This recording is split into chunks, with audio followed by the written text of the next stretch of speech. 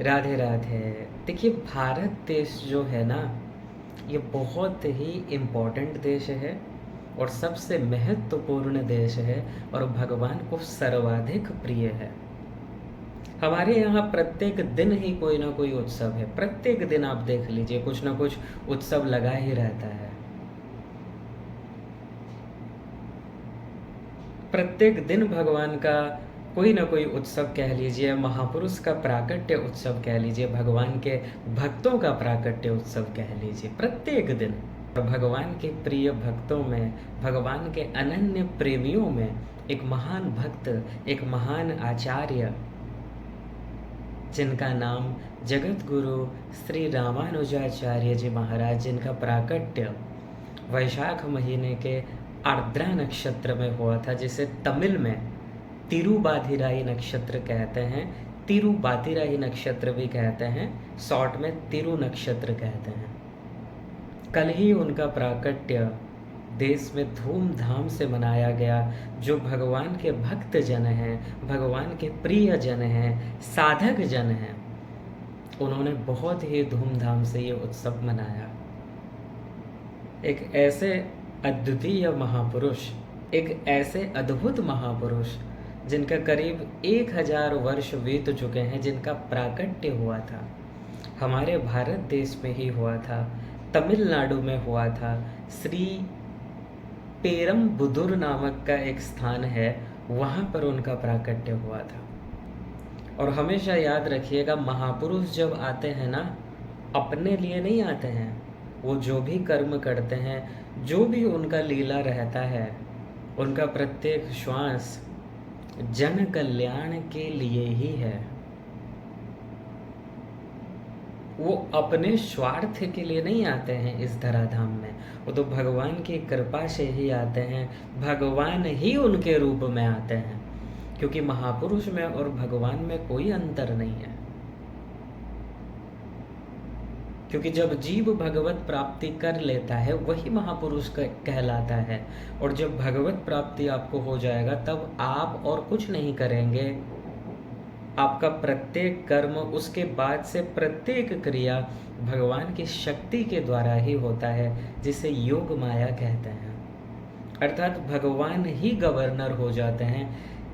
कहने को तो लोगों को दिखता है कि वो हमारे जैसा वर्क कर रहे हैं, वो कर्म कर रहे हैं, लेकिन वास्तव में वो नहीं कर रहे हैं।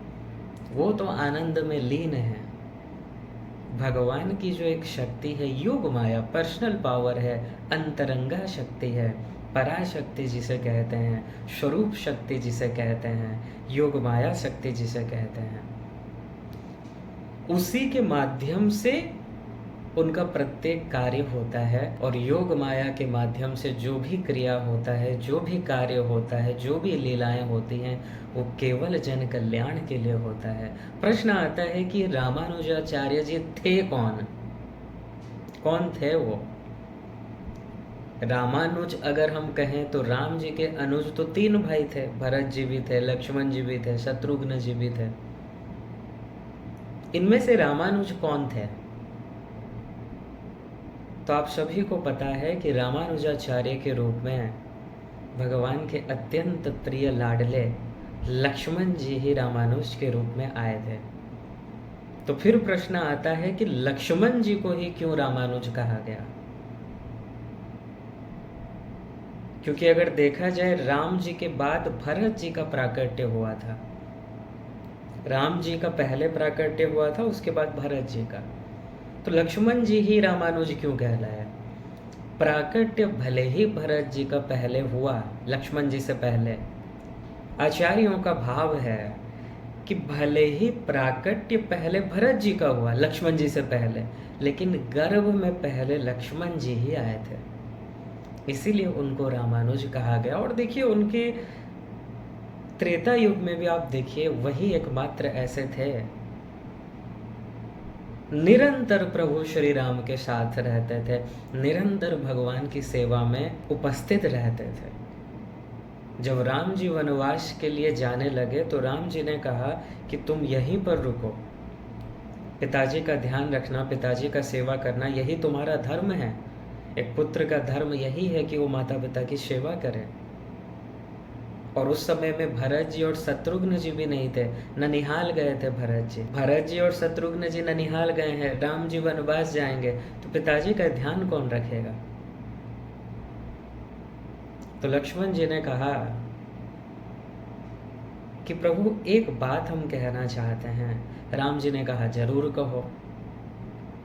कि माता रामो मत्पिता रामचंद्रः स्वामी रामो मत्सखा रामचंद्रः सर्वस्वं मे रामचंद्रं दयालुर्नान्यं जाने नैव जाने न जाने।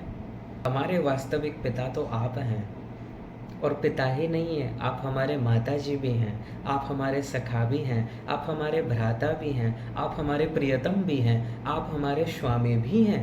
प्रत्येक संबंध आपका हमारा आपसे ही है। फिर आप ये क्यों कह रहे हैं कि पिताजी की सेवा करना? हमारे पिता तो आप हैं। लक्ष्मण जी ने कहा हम आपकी ही सेवा करेंगे, हमारे लिए आप ही हमारे सब कुछ हैं। तो उनके चरित्र में, उनके लीलाओं में भी आपको ये देखने को मिला कि प्रत्येक क्षण वो राम जी के साथ रहते थे, राम जी के सेवा में उपस्थित रहते थे। ऐसे हैं लक्ष्मण जी। इसका मतलब कोई ये मत सोचिएगा कि भरत जी और शत्रुघ्न जी प्रिय नहीं थे, वो भी अत्यंत प्रिय थे। वास्तव में राम, लक्ष्मण, भरत, शत्रुघ्न ये अलग अलग है ही नहीं, एक ही परमात्मा जो है, जो सुप्रीम पावर है, वो 4 रूप में प्रकट हो गए। ठीक है, तो रामानुजाचार्य जी के रूप में लक्ष्मण जी ही आए थे, और उनका सबसे जो इम्पोर्टेंट भूमिका था, वो क्यों आए थे, क्यों हुआ था उनका अवतार, क्यों हुआ था उनका प्राकट्य, आवश्यकता क्या थी? सनातन धर्म के पुनरुत्थान के लिए, और सबसे इम्पोर्टेंट जीव के अंतःकरण में भक्ति देवी प्रकट हो जाए, जीव को उनका जो वास्तविक संबंधी है जीव का, वो समझ में आ जाए और आप उनको प्राप्त कर लें। इसके लिए ही रामानुजाचार्य जी का अवतार हुआ था, जीवों के कल्याण के लिए, जीव के अंतःकरण में भक्ति प्रकट करने के लिए, ये समस्त संसार को भक्तिमय करने के लिए उनका प्राकट्य हुआ था। यूँ तो उपदेश उन्होंने बहुत ही दिए हैं, और उनका जो सिद्धांत कहलाया विशिष्टाद्वैत कहलाया, अर्थात वो 3 तत्व ही मानते थे, ब्रह्म, जीव, माया। और उन्होंने ये कहा कि जीव के प्रत्येक संबंधी भगवान है। जीव जिस आनंद को तलाश रहा है वो तभी प्राप्त होगा जब वो भगवत प्राप्ति कर ले, क्योंकि भगवान ही आनंद है। और उसके लिए सबसे इम्पोर्टेंट और सरल उपाय उन्होंने बताया शरणागति, कि देखो कुछ करने की आवश्यकता नहीं है, कोई वेद शास्त्र रटने की आवश्यकता नहीं है, पढ़ने की आवश्यकता नहीं है, एक चीज कर लीजिए, शरणागति। भगवान और महापुरुष के शरणागत हो जाइए। रामानुजाचार्य जी ने ये कहा कि भगवान के द्वार तक अगर आपको कोई पहुंचा सकता है तो वो गुरुदेव ही हैं, महापुरुष ही हैं। इसलिए भले ही आपको कुछ भी ना आता हो, बस महापुरुष के शरणागत हो जाइए, अपने आप को सौंप दीजिए उनके चरणों में और निश्चिंत हो जाइए। क्योंकि जिनको गुरुदेव स्वीकार कर लेते हैं, कोई श्रोत्रिय ब्रह्मनिष्ठ महापुरुष स्वीकार कर लेते हैं, कुछ मत कीजिए, केवल शरणागत हो जाइए महापुरुष के। एक बात यहाँ पर ध्यान रखिएगा, महापुरुष के शरणागति, महापुरुष के शरणागत होना है। महापुरुष के वेश में कोई अगर आ जाए उसके शरणागत नहीं, महापुरुष अर्थात श्रोत्रिय ब्रह्मनिष्ठ। ये याद रखिए, ये वेद की वाणी है, क्योंकि परीक्ष लोकान कर्मचितान ब्राह्मणो निर्वेद माया नास्ते कृतः कृतेन तद्विज्ञानार्थम सा गुरुमेवा विगच्छेत समित पाणी श्रोत्रियम ब्रह्मनिष्ठम। मुंडकोपनिषद के पहले मुंडक के दूसरे खंड का 12वां मंत्र। जो समस्त शास्त्र वेदों के ज्ञाता हो, ऐसा कोई महापुरुष मिले। ऐसा नहीं जो अपने आप को व्याकरण का एक्सपर्ट समझ ले और ये कहे कि हमको सब पता है, हमको सब कंठस्थ है, वेद पुराण इतिहास शास्त्र सभी कंठस्थ हैं, क्या तो वो महापुरुष है? कोई गारंटी नहीं है। रट लेने से महापुरुष कोई नहीं बन जाता है।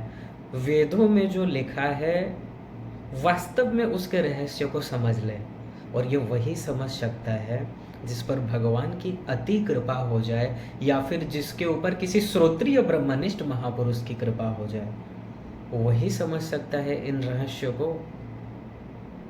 आप अपनी बुद्धि से नहीं समझ सकते। कोई कहे कि हम अपनी बुद्धि से या व्याकरण पढ़ के समझ लेंगे, व्याकरण का मान लीजिए कोई विद्वान है, पाणिनि अष्टाध्यायी, सभी सूत्र उसको मान लीजिए कंठस्थ हैं, एक्सपर्ट है, वैयाकरण है,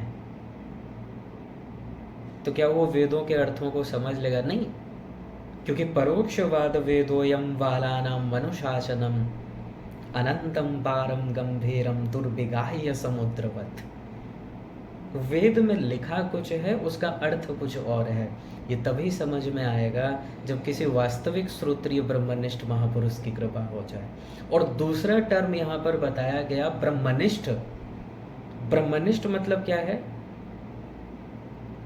जिनको वो अनुभव भी हो चुका है, अर्थात भगवान के प्रेम से युक्त हैं, भगवत प्राप्ति कर चुके हैं, ऐसे महापुरुष के शरणागत हो जाइए, तब आपका कल्याण निश्चिंत है। तब कोई किंतु परंतु नहीं है। बस एक चीज़ का ध्यान रखिएगा, शरणागति जब आप करेंगे वहाँ बुद्धि मत लगाइएगा। रामानुजाचार्य जी के समय में भी हम और आप थे ना, हम और आप भी थे, क्योंकि हम तो अनादि हैं, प्रत्येक जीव अनादि है, बारंबार जन्म ले रहे हैं और मृत्यु हो रहा है, तो प्रत्येक जीव ही अनादि है, अनादि काल से जन्म मृत्यु हो रहा है। तो रामानुजाचार्य जी के समय में भी हम थे, लेकिन बुद्धि लगाया। क्या बुद्धि लगाया? ये ऐसा क्यों बोल रहे हैं, ये ऐसा क्यों कर रहे हैं, वो वहाँ क्यों देख रहे हैं, ये ऐसे कपड़े क्यों पहने हैं, ये ऐसा क्यों कर रहे हैं, मतलब हर जगह क्यों, किंतु, परंतु, लेकिन मेरा मानना है कि, किंतु ये ऐसा क्यों है, यही सब के चलते आज तक भगवत प्राप्ति नहीं हुई।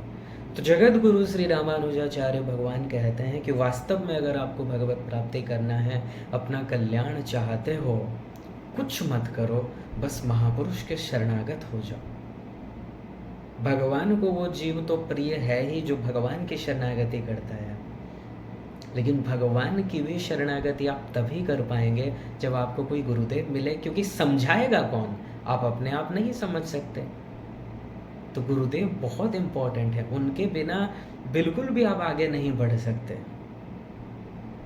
क्योंकि सभी तत्वज्ञान आपको गुरुदेव देंगे। साधना कैसे करना है वो आपको बताएंगे। साधना करते करते जीव थोड़ा ऊपर जाएगा, फिर नीचे की ओर आ जाएगा, क्योंकि अनंत जन्मों के पाप कर्म भी है, अशुभ संस्कार भी हैं। उन संस्कारों से लड़ेगा कौन? गुरुदेव ही लड़ेंगे। भगवान पहले नहीं आते हैं, पहले वो अपने जन को ही भेजते हैं। और यहाँ एक बात ध्यान रखिएगा, वो जो जन आते हैं गुरु के रूप में, पहले ही हमने कह दिया कि वो भगवान का ही स्वरूप है, भगवान ही है वो गुरु के रूप में, उन्हें आप अलग मत समझिएगा। क्योंकि आचार्य माम विजानीयात, 11वें स्कंद के 17 नंबर अध्याय का 27 नंबर श्लोक, भगवान स्वयं कह रहे हैं कि आचार्य के रूप में मैं स्वयं आता हूँ।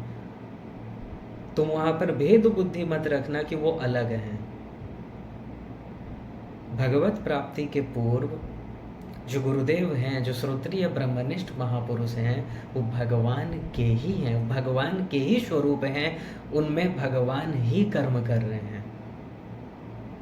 ठीक है, इसलिए महापुरुष के शरणागत हो जाइए, ये सबसे सरल उपाय है। क्योंकि देखिए, भगवान को, उस आनंद को आप बलपूर्वक नहीं ले सकते, क्योंकि आप कैसे, कहाँ ये बल लगाएंगे, क्योंकि भगवान के तो बराबर ही कोई नहीं है। शक्तिशाली में, बलवान में भगवान के बराबर ही कोई नहीं है, फिर आप बलपूर्वक कैसे उनसे छीन लेंगे? आप चोरी भी नहीं कर सकते। एक ही उपाय है, बस शरणागति। मांग लो सरल भाव से, शरणागत हो जाओ। क्योंकि बिना शरणागति के तो शंकराचार्य भगवान ने भी कह दिया था कि हे ज्ञानियों, जो ज्ञान मार्ग में आगे बढ़ रहे हैं, अद्वैत सिद्धांत में आगे बढ़ रहे हैं, जो ब्रह्म ज्ञान प्राप्त करना चाहते हैं, मोक्ष प्राप्त करना चाहते हैं, उनको भी शरणागति करनी पड़ेगी श्री कृष्ण की।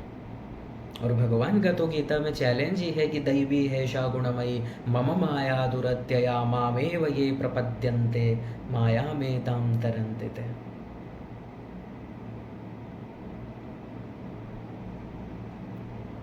केवल एक ही उपाय है शरणागति, और उसमें किसी प्रकार का भी किंतु परंतु न हो, पूर्ण शरणागति।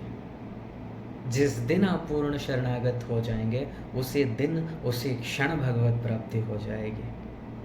और शरणागति ही ऐसा है कि जब आप गुरुदेव के शरणागत हो जाएंगे, उनके बताए हुए मार्ग के अनुसार साधना करेंगे, अपने आप भक्ति आपको मिलती रहेगी, भक्ति देवी प्रकट हो जाएंगी अपने आप ही। आप देखिएगा अपने आप अंतःकरण में आप फील कर पाएंगे भक्ति, वो प्रेम। इसलिए शरणागत हो जाइए, 100% शरणागत हो जाइए। जिस दिन आप पूर्ण शरणागत होंगे उसी दिन भगवत प्राप्ति। जिस दिन पूर्ण विश्वास हो जाएगा, पूर्ण सरेंडर, पूर्ण शरणागति। यही सबसे इम्पोर्टेंट उपदेश था किनका? जगत गुरु श्री रामानुजाचार्य भगवान का। शरणागति के ऊपर ही उन्होंने अधिक महत्व दिया, क्योंकि वास्तव में शरणागति ही ऐसा सरल और सबसे इफ़ेक्टिव उपाय है जो करना ही पड़ेगा। आप चाहे कर्म मार्ग में आगे बढ़ रहे हों, चाहे ज्ञान मार्ग में आगे बढ़ रहे हों, भक्त तो शरणागत होता ही है। क्योंकि आप अपने बल से उस आनंद को प्राप्त नहीं कर सकते, चोरी पूर्वक भी प्राप्त नहीं कर सकते। शरणागति अर्थात सरल भाव से मन बुद्धि को उनके चरणों में समर्पित कर देना और दृढ़ विश्वास हो जाना। फिर आपको कुछ करने की आवश्यकता नहीं है। बोलिए जगत गुरु श्री रामानुजाचार्य भगवान की जय।